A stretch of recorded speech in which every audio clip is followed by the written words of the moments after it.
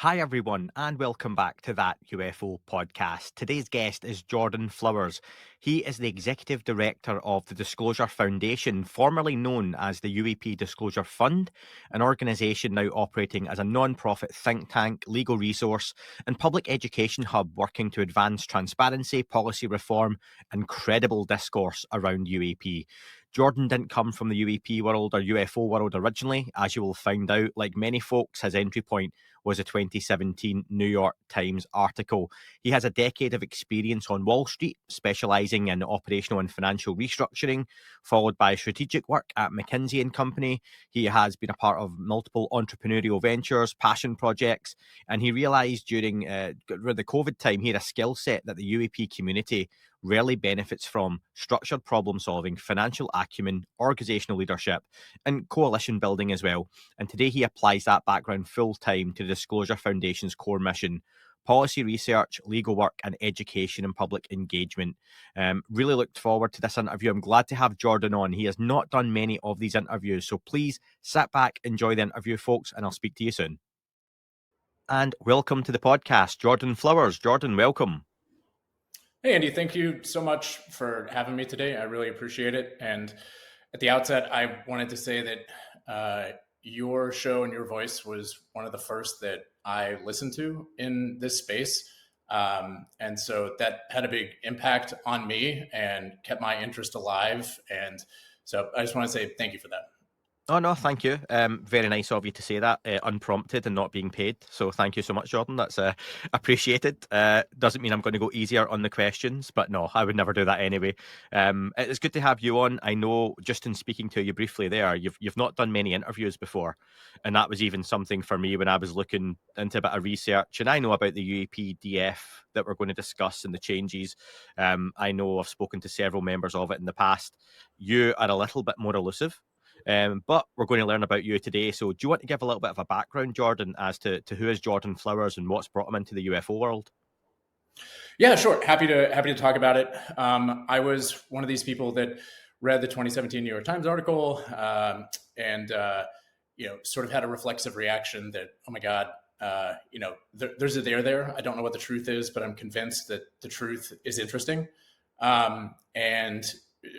Was looking at, hey, who wrote this article? And Leslie Kane, okay, who is that? Has she written any books? Yes. And then I read her book, UFOs, I think Generals and Government Officials Go on the Record.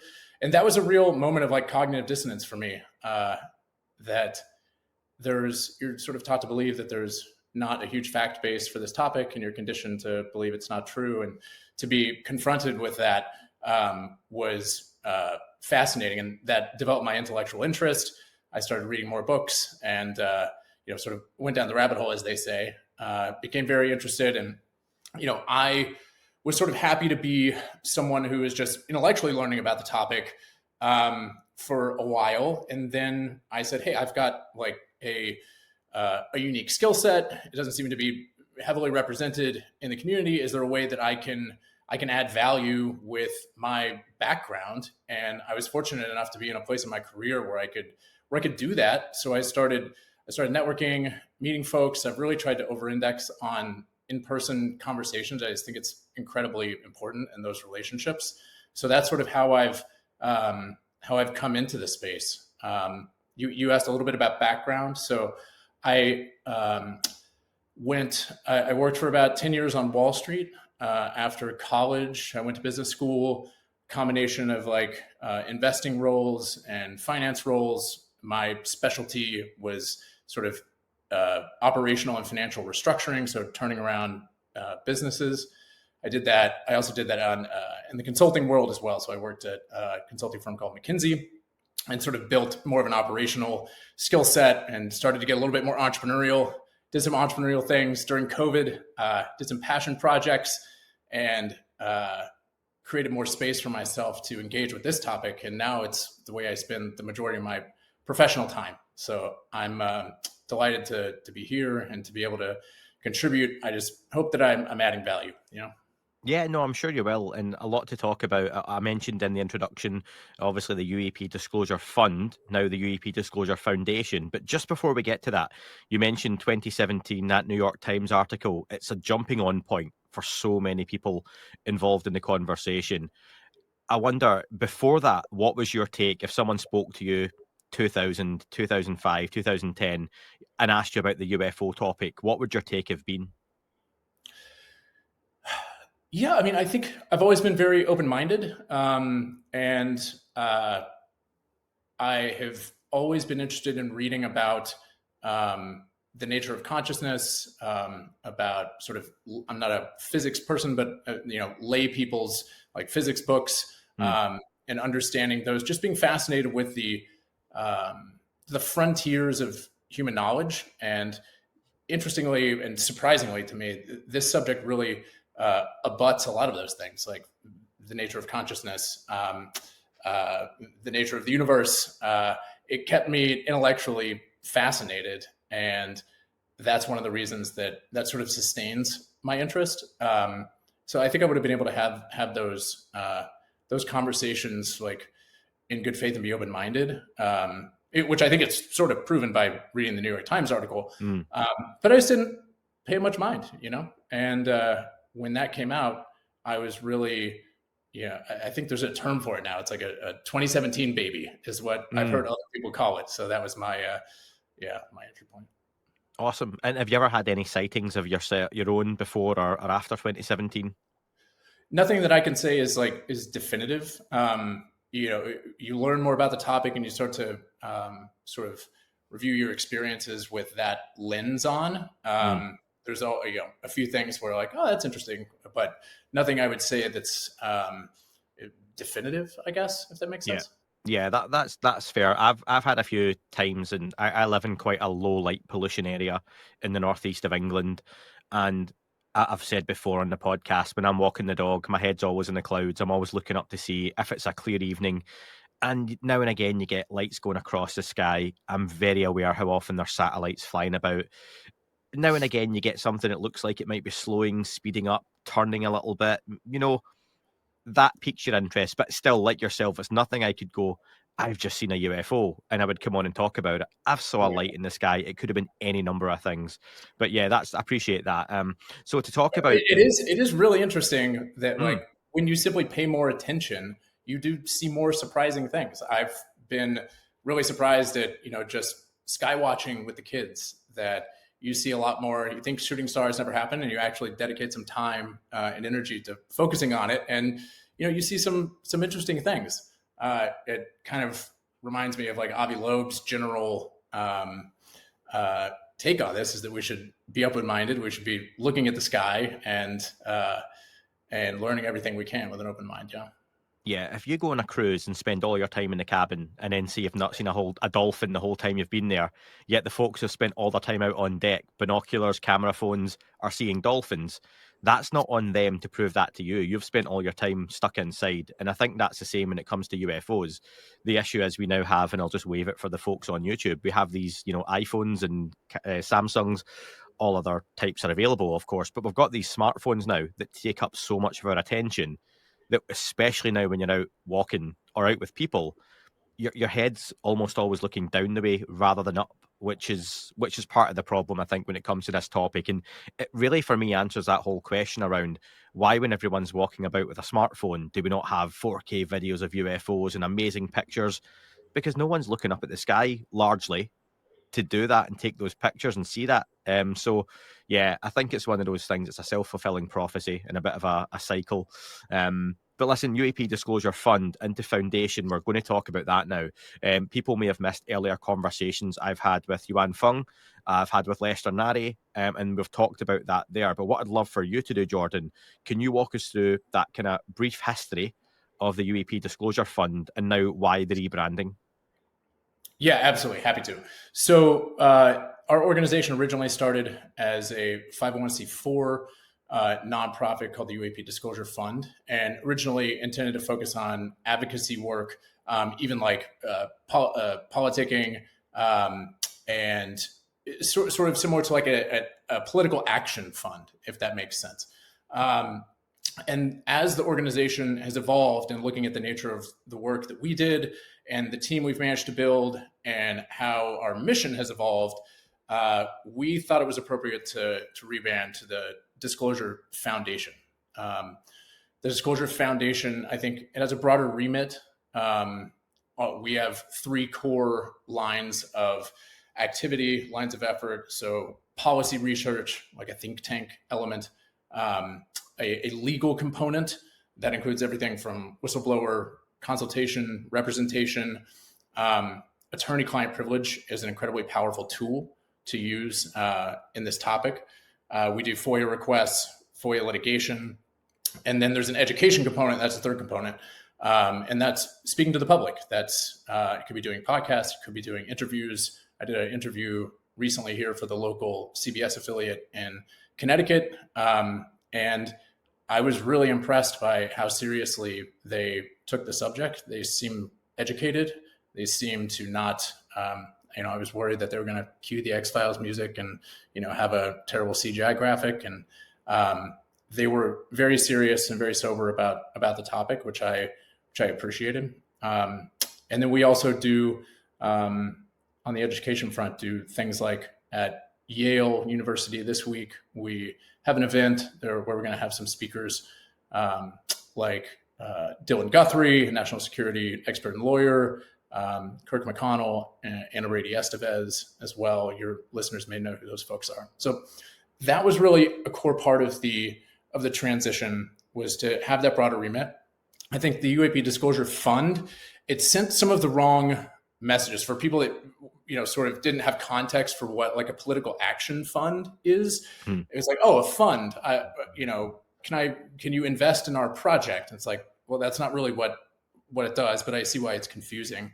And then I think broadly generating a name like Disclosure away from like specifically UAP, I thought was important. One of the things that we really want to do that's on our initiative list is having a symposium next year where we bring in academics. We really want to like expand the audience. We talk about that a lot inside the organization, expanding the audience to the general public and into whether it's Wall Street or academia, bringing in new voices, folks that will sort of attack the questions that this subject brings up, but have a fresh perspective. I think that's really important. So we want to, and across disciplinary effort, whether it's physics or philosophy or religion or biology, national security, whatever it is, that was another aspect of having a broader remit that we thought was really important. Yeah, you've touched on it there. There's often a hesitancy online, especially for your average person, when they see a new organization in the UFO space looking to raise money, or either a fund is mentioned or a target goal is mentioned, any kind of capital, whether that's supporting individuals, events, research. And how do you go about addressing that concern from the get-go? Obviously, that conversation must have happened when the name was even brought forward, fund, because you've seen recently a lot of folks looking to... Actually, let me ask you that first, and I'm going to come on to a follow-up on that. Sure. So the question being just reaction to fund and the perception of fundraising. Expecting that reaction. Yeah. Yeah, I've always struggled to understand why. Struggled to understand that. So in my mind, one of my goals was like getting involved in this subject was to maximize impact, right? And if you're going to maximize impact, you need to have like economies of scale. And in order to generate economies of scale, you need capital in order to do that. In order to get capital, you need a solid plan.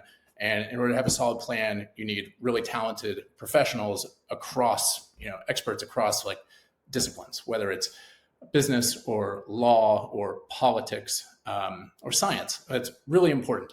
I've never understood the logic of, in this space at least, of you need to have zero money for what you do. That's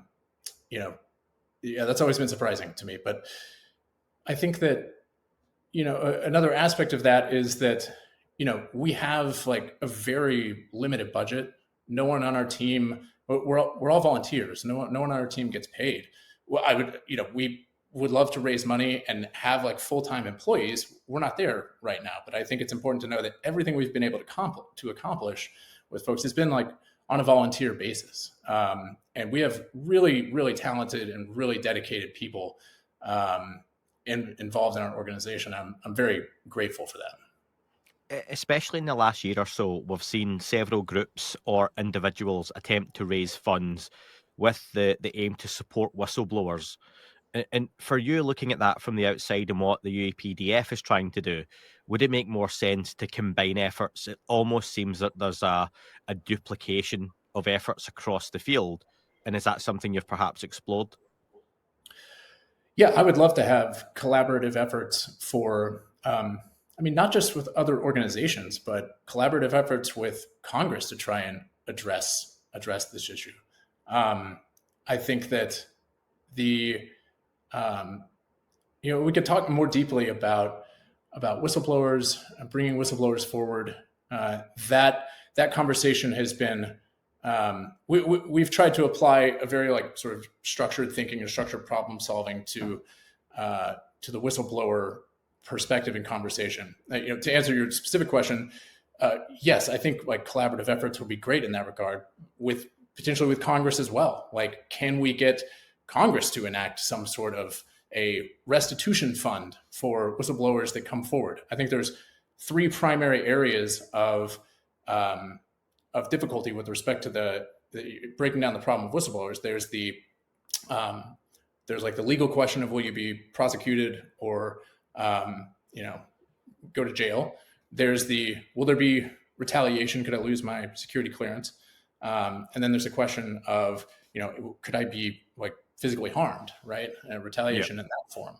And I think what we've tried to do as an organization, along the lines of our like think tank and policy research line of effort, we've created a policy brief that discusses this. And the policy brief, essentially, we've tried to dissect this problem. And a lot of what we've heard being discussed is really like narrative. It's not an argument based on like data or the law. We wanted to take that problem and say, if we apply like our legal skill set here, what's the perspective? And our research indicates, and folks can find this policy memo on our website at disclosure.org. The policy memo indicates that no one has ever been prosecuted for telling Congress the truth. No one has ever been prosecuted for going to Congress, making a protected disclosure in a secure environment. And I think that's really important for folks to understand. And there's a lot of different thoughts out there, but sort of breaking the problem down into that legal component, and then there's the retaliation component, is really important. And I would love to engage further in discussion with other organizations, with other whistleblowers that come out, with other legal experts on how we can refine that analysis. But then moving towards the retaliation part of the problem, that is very real. And I don't mean to be flippant about the risks that are faced, right? Like, our legal analysis is just like, there's no indication that there would be prosecution from making a protected disclosure to Congress. Would there be potential administrative terrorism, removing security clearances, a challenge to your livelihood through loss of income? Yes. And that's exactly where I think it's important to talk about restitution funds for whistleblowers. And if that's through legislatively, through Congress, something that could be, administered by the Department of Justice or some independent entity, that's great. If there is a collaborative effort amongst organizations, great. But the Disclosure Foundation absolutely has the intention of raising funds to try and support whistleblowers in that way, because that's really important. I think if folks are comfortable with with the prosecution angle, and folks can get comfortable that despite any retaliation in the form of getting fired, ruining your career, that they would be protected, I think there's a good number of people that would come forward in that context. And then, of course, with respect to the claims of potential physical harm, I think everyone has to make their own judgment about what risk they're willing to take from that angle too. But I hope that answers the question. It's a little bit more broad, but that is how we see, a restitution funds for whistleblowers, I think, being applicable here and how it fits into our organization.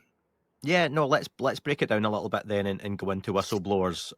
What kind of legal support does the foundation offer to whistleblowers when it comes to UAP? And is there a criteria for deciding when to engage? Because we are in an age, I think, the last 12 to 18 months, where more and more whistleblowers, quote unquote, because there's sometimes an argument around what is a whistleblower and what isn't. But Yes. is there a criteria as to when to engage in that conversation?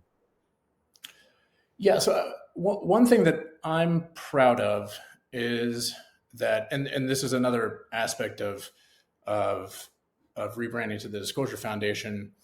We accomplished something that I don't think has been accomplished in the space before, which is effectively a merger, a combination of efforts with a group of attorneys. The organization was called the Disclosure Advocacy Group. It was a group of attorneys that were engaged in all the things I listed: FOIA, whistleblower representation, and in consultation. And we managed to accomplish bringing more people under the umbrella because they saw the advantage of being inside an organization, like building credibility, having expertise, and really focusing on the work. You asked, at what point does what do they offer, and at what point does it make sense to engage? I would say engage at any time. Like, reach out to us, contact@disclosure.org. If you are a whistleblower, don't hesitate, reach out. We can consult with, that would be, distributed. We have a team of lawyers. We would review that. That would go to the team. We'd think of who is the best person to engage with that particular request. You can have an initial consultation, and then also potential full representation pro bono with one of these attorneys. So I think that's really important for people to know that help is there. And I would really encourage folks, as a first step, to get legal representation, to protect yourself, to make sure you have the advantage of attorney-client privilege, because this area there are risks and it is fraught, and having help in that regard is really, really important. Have people approached you with UAP-related information? And if so, what sort of challenges come with supporting them? I imagine you've mentioned some there: classification issues, retaliation, credibility concerns has to come into it. And if you can't discuss specifics of individuals, can you discuss generally around that? Yeah, absolutely. I can't discuss specific individuals that we've worked with, but absolutely can discuss that if there's information that a whistleblower wants to be relayed to Congress. I mean, that is a primary job of ours, is having strong relationships on Capitol Hill. There's the House Oversight Committee. They've had several hearings. Having a strong relationship with those offices and others to get the information where it needs to go and to enable those conversations. It's incredibly important. It's interesting. One thing we've noticed recently is, even if you get the information to one place, the mobility of that information seems to be strangely limited. And one of the things we're learning is that you can't assume that if the information goes to one place, that it'll automatically make it, to the next step or the next step or the next step. And we have to continue to stay on that, which we do. But yeah, I think that's an example of how that's worked for us. And we scheduled a congressional briefing on May 1st and had a few representatives there. And we also helped organize a meeting in a skiff with members of Congress and folks that wanted to discuss. So, that's one example of how, we try to be effective in the space. It seems if I put myself in the shoes of a whistleblower and I'm seeing all this stuff happening, I'm seeing Grush come forward, I'm seeing Jason Sands, Lenville Logan, Sarah Gam, these other whistleblowers, Dylan Borland, of course, Matthew Brown. I'm going to forget them. I can't name them all. However, I decide I'm going to wake up tomorrow and I'm going to share my story. I want to speak to Congress. It seems like I've got multiple avenues to do that at the moment. I could get in touch with the UAPDF. I could speak to Danny Sheehan, New Paradigm Institute. I could try and get in touch with Ross Coulthart. I could speak to Jeremy Corbell and George Knapp, who seem to be a real primary source for getting folks to Congress. Is, in your opinion, that a good thing that I've got multiple avenues to go and have those conversations? Or is there a compartmentalization that we always talk about with the UFO topic when it comes to even trying to share your story that could be perhaps a negative? Yeah, it's a good question. I mean, I think there's been great efforts from all the folks that you mentioned. Like, we have good relationships there. I would simply say, like, the objective is to protect yourself with respect to like legal representation with whoever you end up engaging with, that understand like what your rights are, what your risks are, take advantage of attorney-client privilege, have those conversations. There's a functional difference between, I think, having representation and then going into the media and discussing that information. Yeah. And there's a different function to speaking with journalists as well. Like, if I were a whistleblower, before I spoke with anyone, I would want to have make sure I have a proper assessment of the risks, ideally hire a lawyer, and get that consultation and perspective so that I can navigate that. And ultimately, for the purpose of like maximizing impact, that doesn't mean you shouldn't speak with the media. I mean, I think these people should. I just think these are different. There's a functional difference between doing these things, between journalism and the law and the media.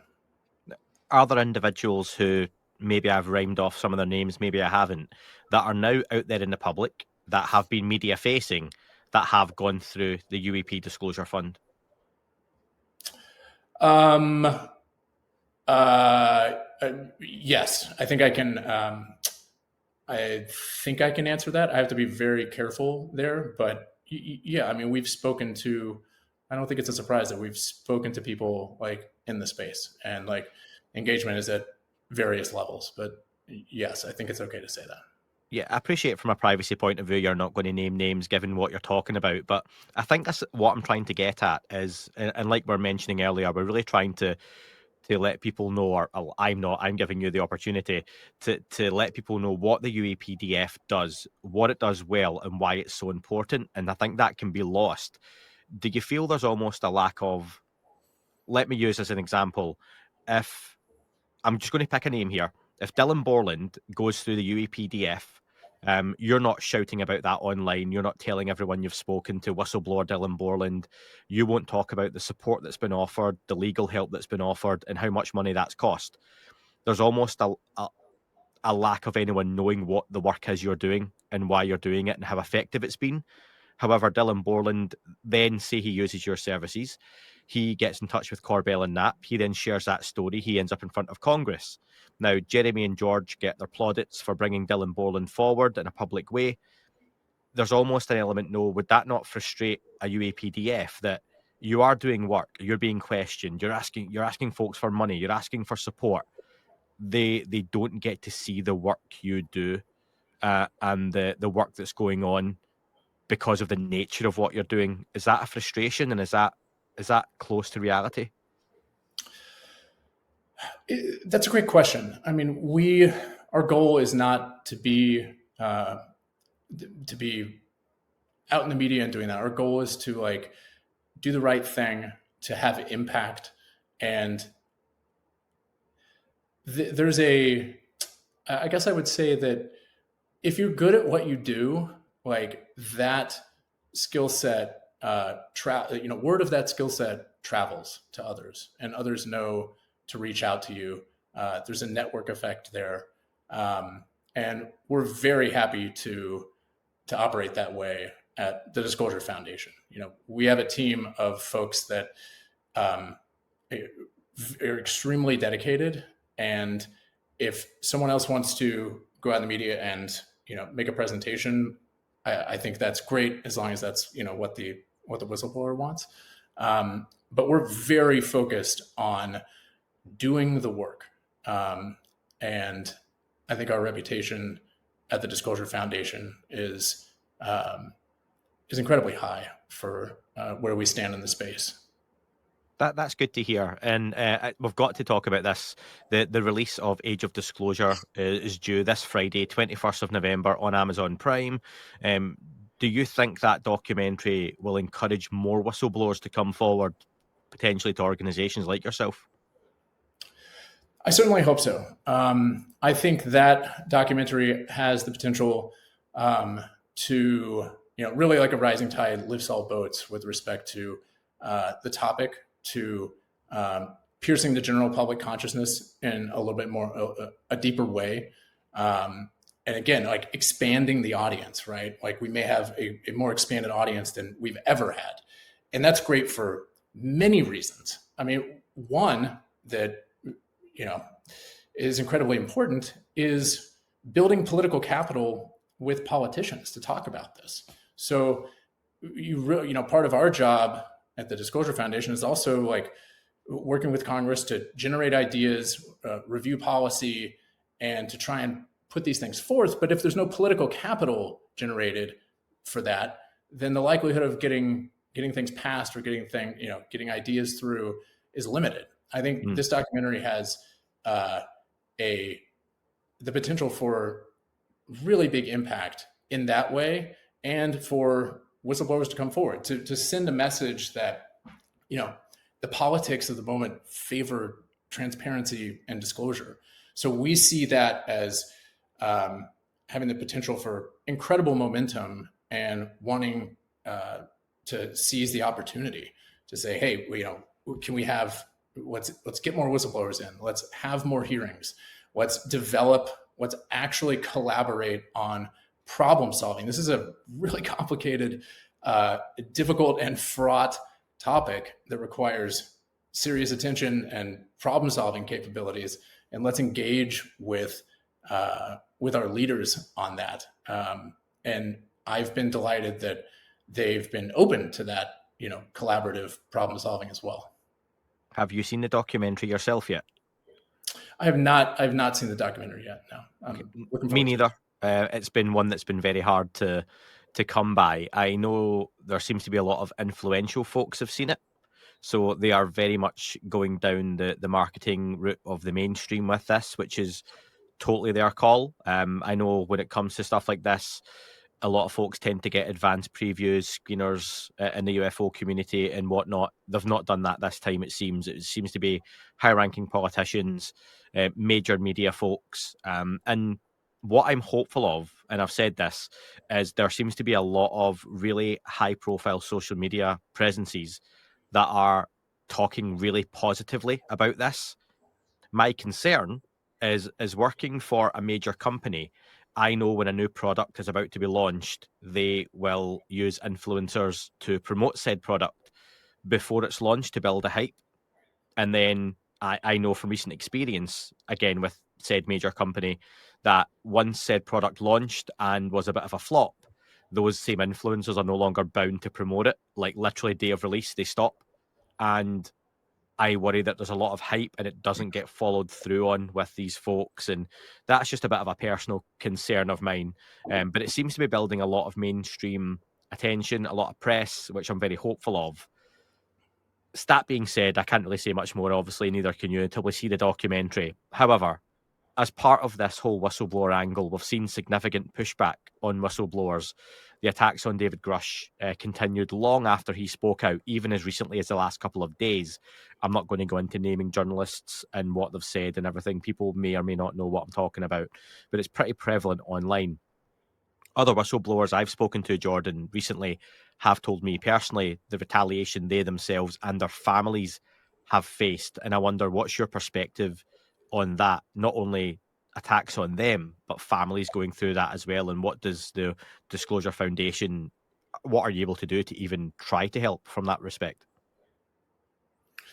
Yeah, that's a great question, and it is deeply sad that people who have served our country in such honorable ways and are ultimately trying to do something honorable by speaking about this subject would not only have, potentially have their careers impacted, but their families impacted as well.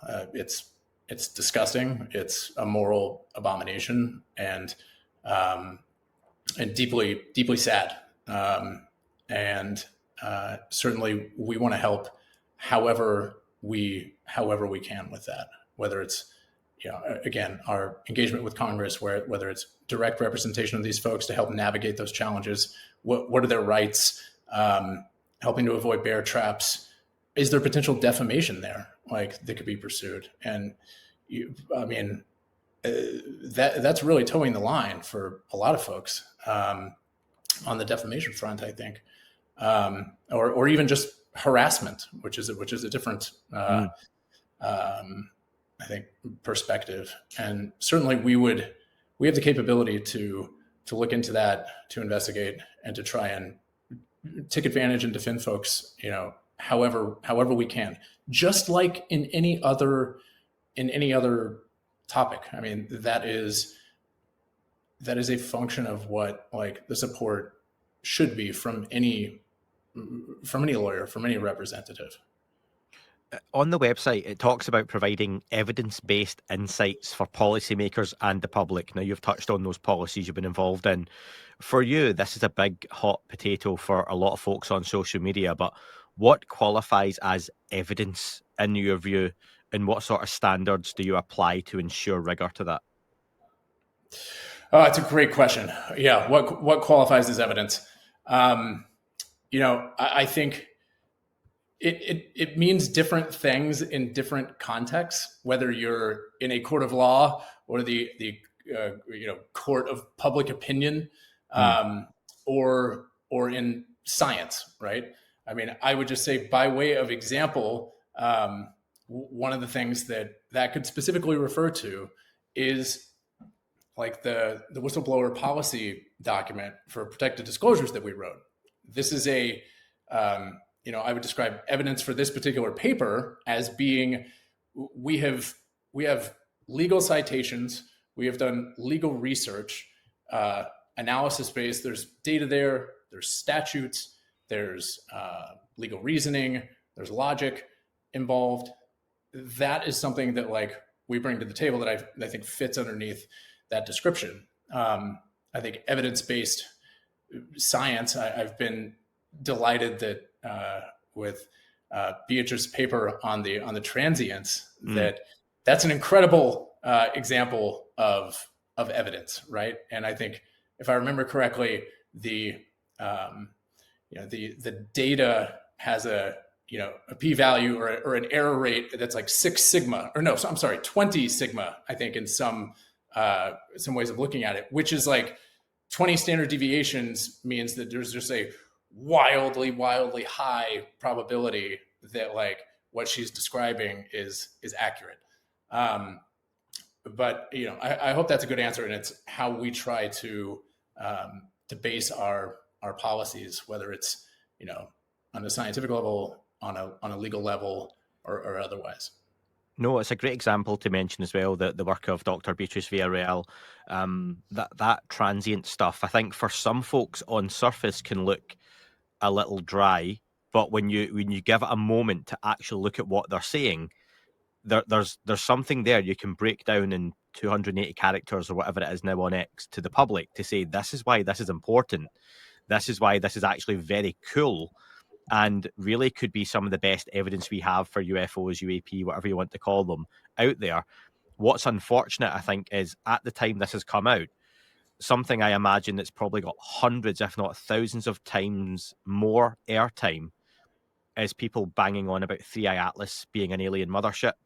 That is getting a lot of content. That's getting a lot of clicks and views. And it's really, for me, detracting. Even, I don't know if you've seen, but since my last interview, Jordan, to speaking with you today, a Mhm. video dropped online of a guy who claimed to have found like an alien cylinder. And I don't know if you saw this, that he was drilling into this object, and then a blue orb appears and he falls on the floor. The camera goes dark. He has some kind of seizure, and folks are saying the guy died because of the drilling. He was drilling into something alien. I don't want to say very clearly it was bollocks from the get go, but that guy today has come out, confirmed it was all a hoax. He is not dead, and has now monetized his YouTube channel that has got hundreds of thousands of views. And it's like, there's the work of Beatrice Villarreal. There's some real serious science being done. But look over here, you've got guys getting, you know, all these views off of nonsense. People claiming 3i Atlas is doing things that they either don't understand, and again, coming from someone who is not a physicist or an astrobiologist or an astrophysicist or whatever you want to call it, people are claiming things the object isn't doing, or they're manipulating what they're seeing online to make it sound like it's more interesting than it is. And that for me is a massive frustration. And honestly, Jordan, I don't even know where I'm going with this point, but just because you've raised the work of Beatrice and the standards of evidence, it must be so difficult. Let me ask you this. If you were approaching a member of Congress tomorrow, you've got a meeting, and they say to you, Jordan, what are we talking about here? You're talking aliens, you're talking flying saucers. What's your line that you would use to engage that conversation as to what you think?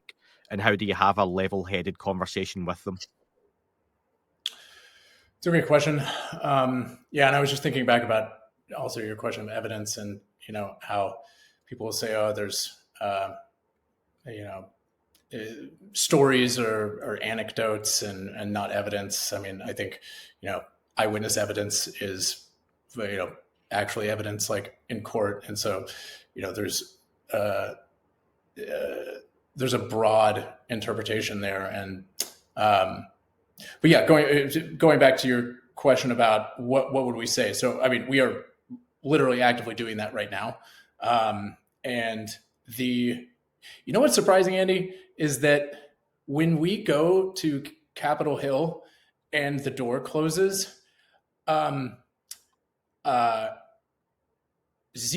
of the time has anyone said, "Oh my God, is any of this real? Like, we think this is all a big nothing burger."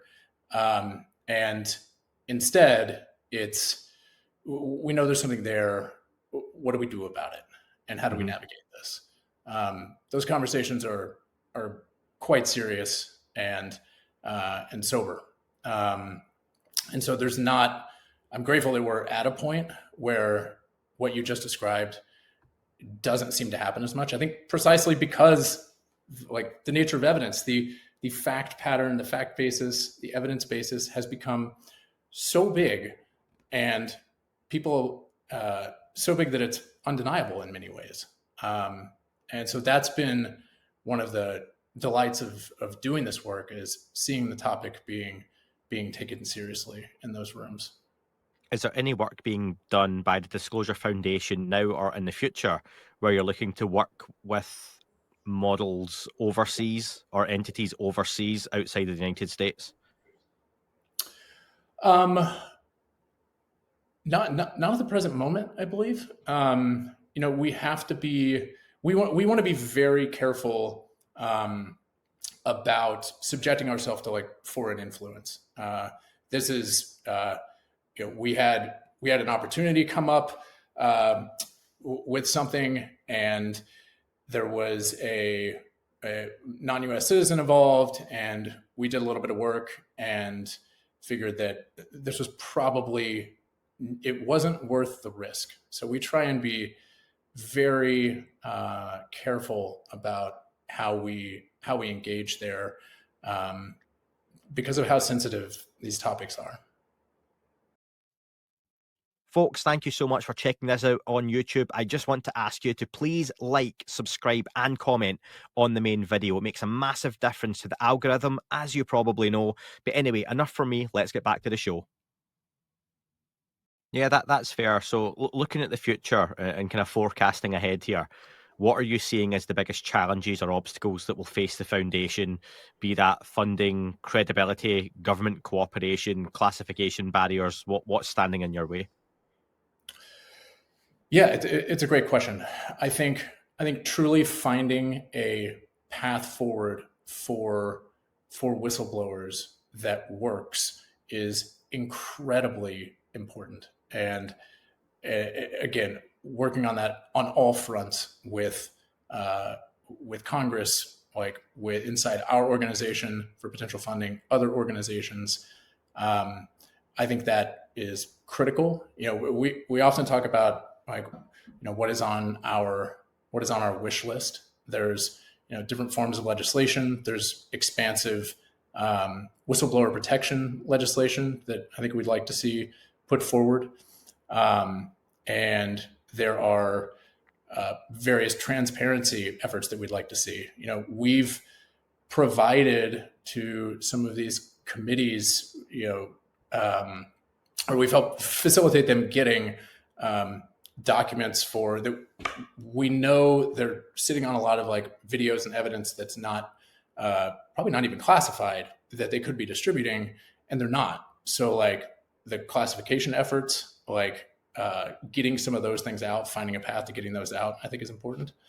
And then, expanding the audience with these like conferences and sort of academic and intellectual engagement, I think is important. One way we're trying to do that also is by engaging like financial institutions on Wall Street. There's the sort of centers of power. There's Congress, there's Silicon Valley, there's Wall Street, and like having credible conversations with people at these organizations to say, hey, there's real data and real risks here that you should be paying attention to.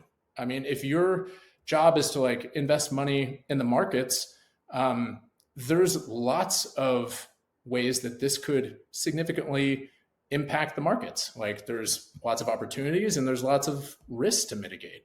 And how do you think through that? And so trying to like set up those conversations, and it's another positive indication that the stigma for this is really changing, because people are open to that. I mean, we are having those conversations, and I know those conversations are being had in Silicon Valley as well.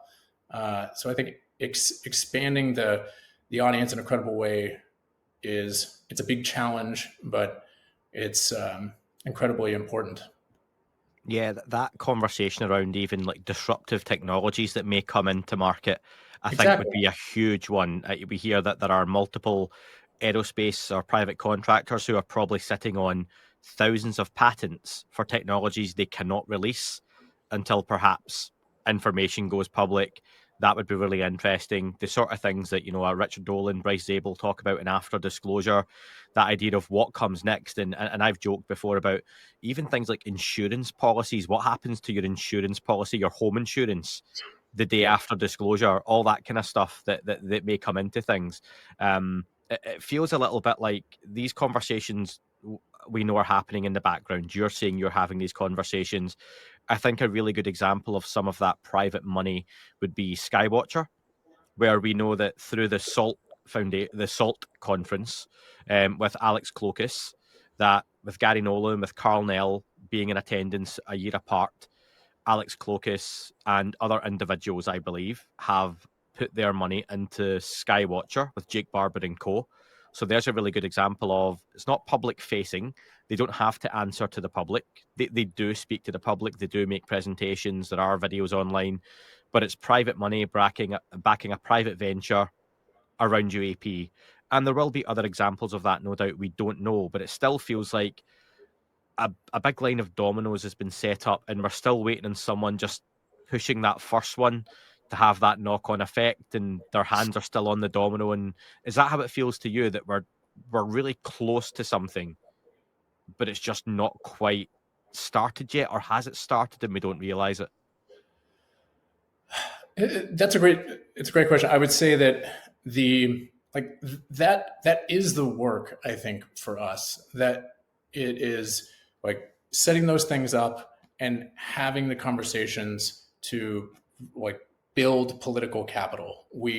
Whether it's, we're very close or a few steps away, what I'm very confident about is that it's going to require a lot of hard work to disaggregate this and problem solve this and to find a path forward that works. And that's really what we are trying to do. And yes, there's other, like you said, there's other private entities that are trying to take an angle on that, but we are absolutely focused on, being a nonprofit, like focusing on our mission and on our values in order to advance the conversation. If in 1 year's time I've got you back on, Jordan, and I ask you, tell me about a big win that's happened in the last year for the Disclosure Foundation, what would you be hoping to sit there and talk about? I would say we've managed to have a wildly successful symposium that expands the critical thinking around the subject across disciplines. I would say another key metric for us is getting in front of every single member of Congress, whether it's the House, whether it's the Senate, getting in front of the various committees in order to have these conversations. I would say that having some form of a restitution fund or some way to take care of whistleblowers set up would be, again, collaborative effort or whatever path forward that looks like. Having that set up would be a success. And I think continuing to expand our policy briefs, I think continuing on the education front for various universities, being able to speak at these, whether it's we've spoken at leading in academic institutions like Yale and Princeton, and obviously there's been conversations at Stanford and Harvard with Gary and Avi, continuing to expand the conversations in those academic institutions, I think would also be a great success metric. Here's a question that's very much breaking news, okay? So literally as we record this, the New York Times is reporting that the House has overwhelmingly passed a bill seeking the release of the Epstein files. The vote was 427 to 1, and it's saying that now puts pressure on the Senate to take up the legislation to demand the Justice Department release all files related to the investigation of Jeffrey Epstein. I don't think I have to go on in this podcast. It's not about UFOs, what the whole Epstein situation is.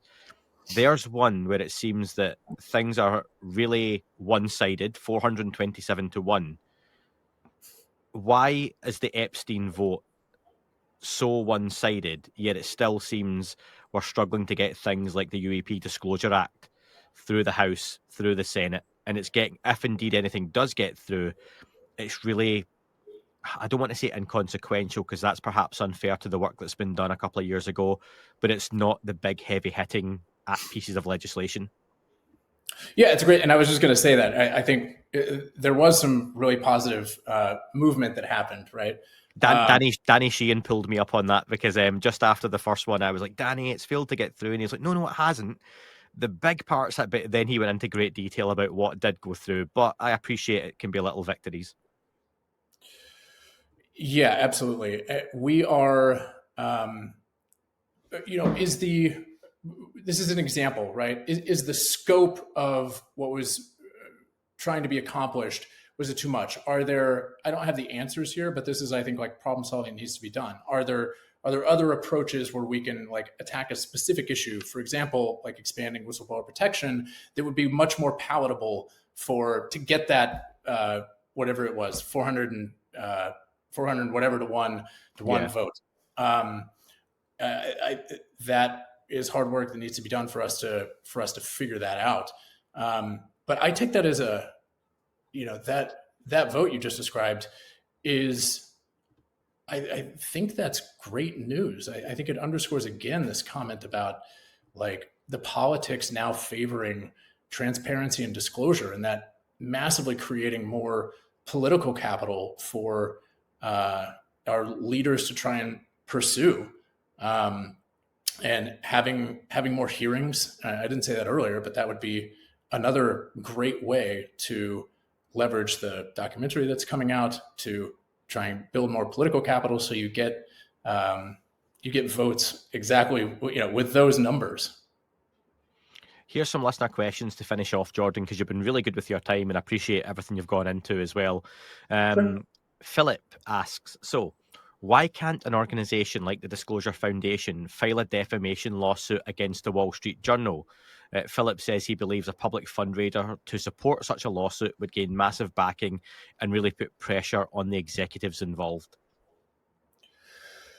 Yeah, I think that's a great question. Has I don't think that the Wall Street Journal has defamed the Disclosure Foundation, at least not to my knowledge. Not the foundation, I don't think, but just in terms of the disclosure movement and some of the articles that went out that were perhaps, and I think this may be the answer to the question, that it's not strictly defamation necessarily, but when they've had articles go out that has talked down about whistleblowers, they've talked down about the disclosure process. I don't even know, does that go into things more like slander or whatnot? Sure. I mean, are there? We've had conversations like that internally. That, like, at what level does this reach harassment? At what level does this reach defamation? There's different sort of criteria for reaching that bar. And if we need to pursue that, I think we have the capability to do that. Specifically with respect to the Wall Street Journal, they had an article that came out. What was that? A couple months ago. Yeah. And man, their own sources were saying that they got the angle wrong and like muddled the concepts.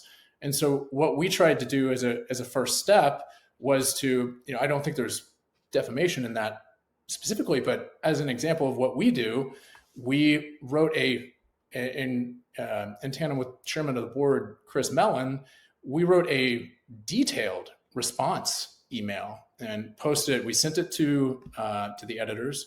We posted it on our website that walked through in like very fine detail exactly what was misrepresented, misconstrued, and sort of strangely when their own sources were disagreeing with how this how it was represented, they still refused to issue a correction or update, and that's their prerogative. But I think it shows we were really disappointed by that, but we felt good about the clarity and the detail and the credibility that we had in that response for the things that they got wrong.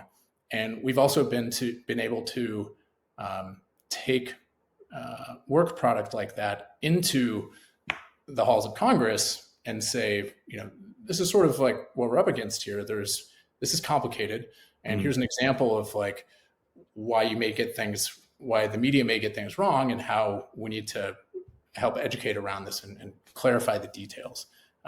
So I hope that answers the question. It does, and that's good to hear that you've gave an example of how that's been used to take that into Congress to use as almost fuel to be able to say, look, this is why this is important. Here's what the mainstream's getting wrong, whether it's deliberate, which I think is what Philip's getting at there with that article, or it's not deliberate and it's a lack of education. It almost feels like there's a layer of stigmatization which is still there, which allows the mainstream to get away with its UFOs. And I'll use a crass example here, but I can't remember where it was I was speaking. And I don't think it was with Whitley Strieber on one of the interviews. It may have been, or someone referencing it. But in the world, if you were going to bring up the topic of male rape, then there aren't many avenues you could have that discussion and have it be laughed at in 2025, unless you're talking about the Whitley Strieber encounter and the fact that he has medical documentation to say he was, something basically damaged his rectum. And to this day, people still laugh at accounts like that from experiencers. But essentially what you're talking about is a rape. And it's still laughed at when it comes to the UFO topic. But outside of that, the media wouldn't dare, slander someone or affect someone by talking about that negatively. So it seems like there's still a layer of stigmatization that needs to be broken down that doesn't allow the media to get away with that. Is that fair? I think so. I mean, I've been delighted. I think I said this earlier, but the level of stigma has been reduced dramatically. You know, I do think it's morally disgusting to say that about someone, or to discard their experience there. I also dislike that it's so intellectually lazy to just laugh at that and move on. And it's something that we certainly want to hold ourselves to a high standard of like intellectual rigor and professional rigor and values, and project those like into the space and enhance credibility. I've been fortunate that I haven't heard any comments like that, I think at all, in the conversations that I'm involved with, in whether it's on Capitol Hill or in academia or what have you, having these conversations with serious folks. If that's unfortunately something that, people say on, Twitter, then, I'm sad to hear that. But I've been, again, surprised and delighted that we haven't encountered things like that. Like, this is taken quite seriously by serious people. And that's really good to hear. And I think I'm hoping that's what Age of Disclosure perhaps manages to bring forward, a little bit of more of that credibility with the names and the titles of folks attached to it. I know from a UK perspective, I was just on a podcast here called Uncanny. Now, it's tended to be paranormal, ghost stories and whatnot, but they've done an episode on the Terry Lovelace abduction, the Devil's Den, and it had a really good response. I was reading the comments of the folks who follow that, because it's a really big podcast here in the UK. And there were multiple comments claiming this. They were really disappointed that Uncanny had covered, and bear in mind, it's a ghost podcast. They were really disappointed that Uncanny was covering UFOs because they weren't credible. And multiple comments saying that this case has been debunked already. Now, I asked several of those folks, just out of curiosity, where have you read that this has been debunked? Because I've spoken to Terry myself a few times and I've never seen that. To which the replies of the only person who got back to me was, I read it somewhere. And it's like, so you've seen online someone say this is nonsense, and that's enough to go, this has been debunked. And I think there's still that level of public stigma there where a lot of folks, and bear in mind, people who are listening to a podcast about ghosts are talking down about the UFO topic. And I found that interesting / not unsurprising from a UK perspective. So it's good to hear there's stuff happening in the background. Age of Disclosure, particularly, might have a bigger impact on the US than it does worldwide, because I don't think most folks outside of the US will particularly give a lot of weight to the job titles and the political titles of the folks speaking in that documentary. Don't know whether that's fair or not. We'll find out from Friday onwards. But yeah, I still feel there is a level of stigma there that perhaps isn't encountered outside the US. Yeah, well, I hope it's I mean, again, I have not seen it, but the clips and the trailers that I've seen look very encouraging. And if it's positive and it advances this topic, I hope it's a worldwide success.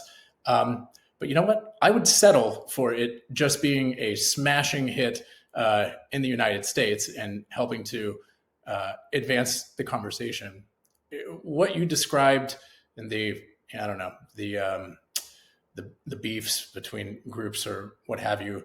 This is why we need leaders to talk credibly about this subject and to demonstrate leadership about the history of this, about problem solving for what the future could look like, and destigmatizing.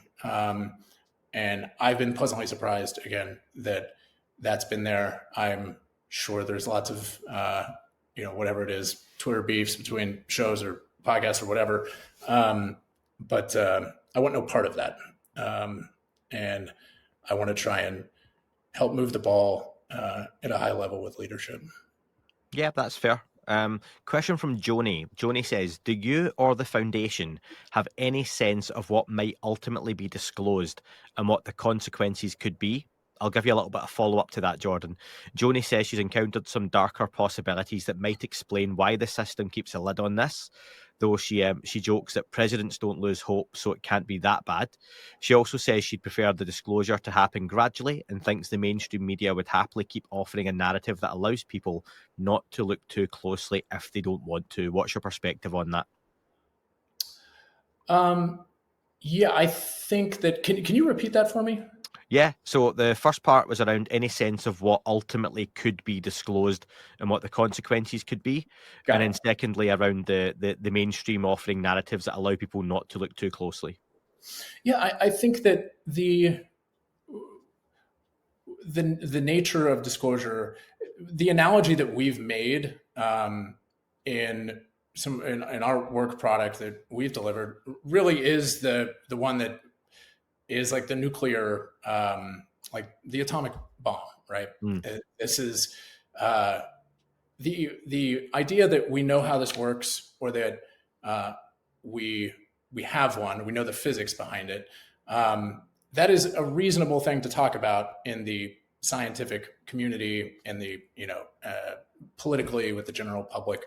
Do we want to release the plans for exactly how to make one of those things? Probably not. But I think that's an example.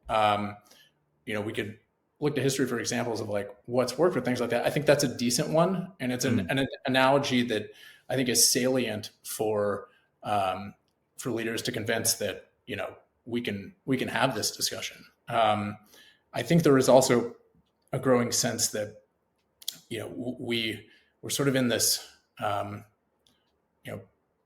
People are very distrustful of the government, of institutions at this moment.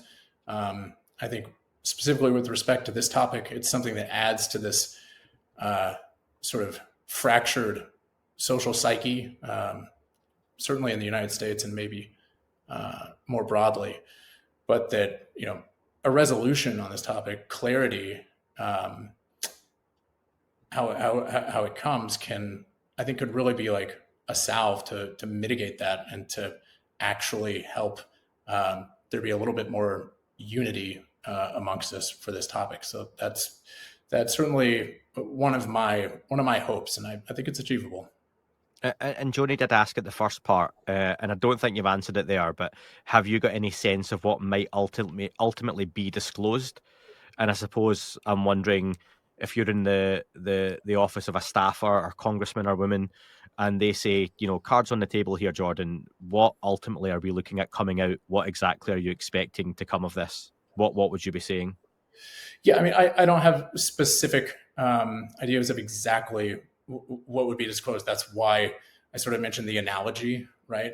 But if you apply that analogy to this, to the topic, then it would be, something to the effect of, there's something here. We may not understand what it is. Maybe we do, maybe we don't. But there's something there. We need to be, intellectually honest and transparent about what that is. Yeah. We need to, stop having our best thinkers be stovepiped and trying to address this from all angles, from a not just a science and engineering perspective, but also from a religious and philosophical perspective. But yeah, I think that that is the kind of thing that would be, I think, more palatable than here's exactly how all of this works, even if we knew that, which I don't know that we do. And if and I'll push you a little bit cheekily on this. If I'm one of those congressmen and I'm sitting saying, "No, that makes sense, Jordan. I appreciate it. This is interesting, but between me and you, are we talking aliens here? Are you having that conversation?" There is, I think we have a video up on our website that of Chris Mellon describing this, and I encourage people to go watch that. And the takeaway from that is it's really hard to explain this, to explain the fact pattern in a way that doesn't have you, if you're willing to hold the ET hypothesis in mind, that doesn't tend to steer you in that direction. Yeah.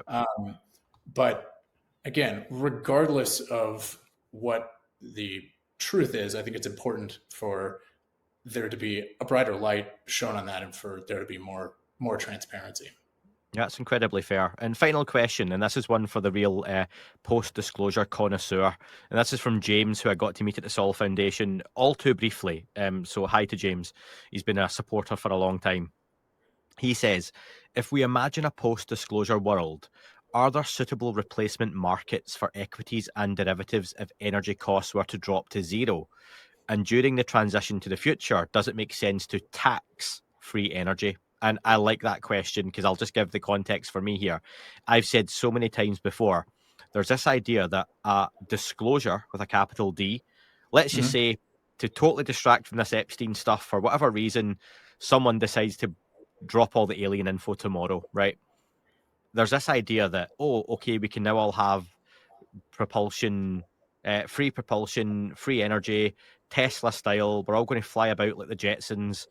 That's not going to be the case, because whatever this propulsion method or system is, if we can replicate it en masse, you're going to have to make it. You're going to have to provide it to people.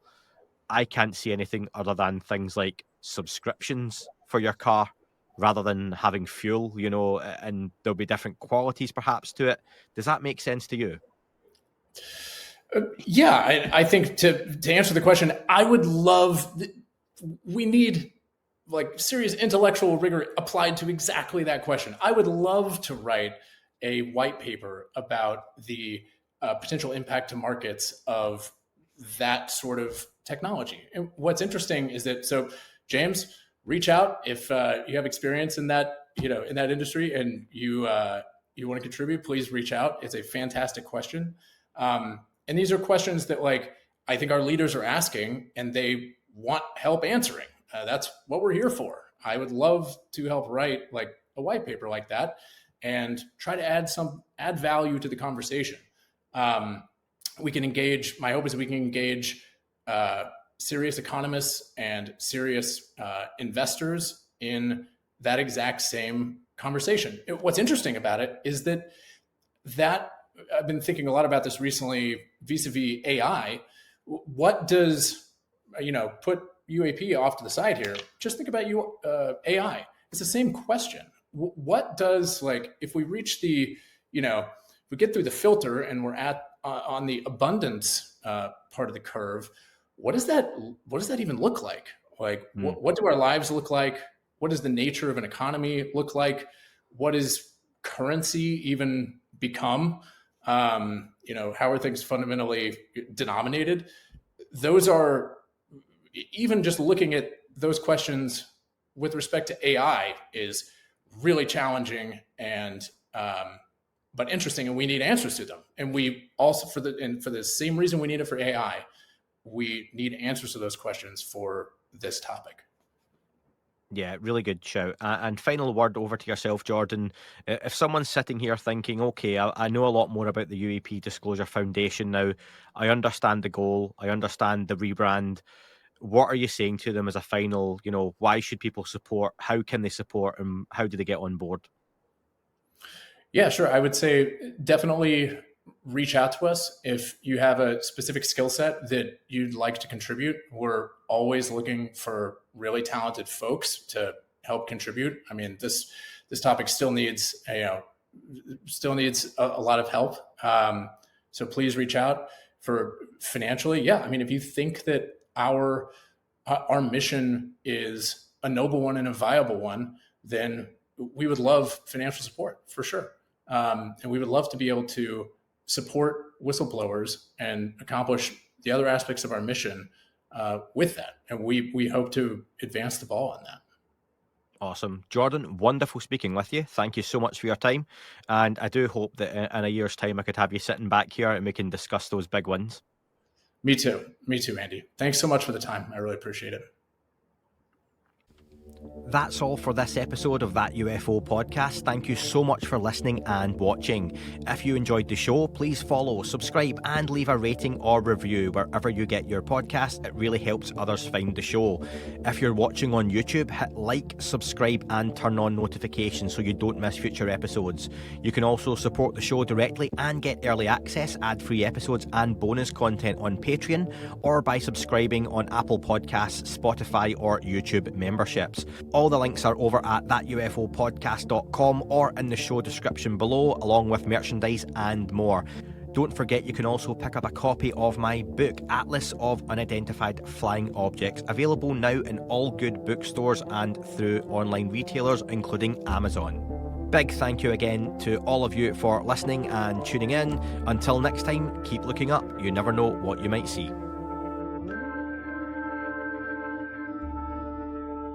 It wasn't a Tic Tac and not quite a saucer, more like a hubcap designed by Chaucer, a little baroque and quite steampunk, like Alice was playing bass for the Parliament of Folk. The little fucker hovered right outside of my window, and when I shoved out the screen, he made it an issue. I don't think he expected me to see his ass, but I'd had some champagne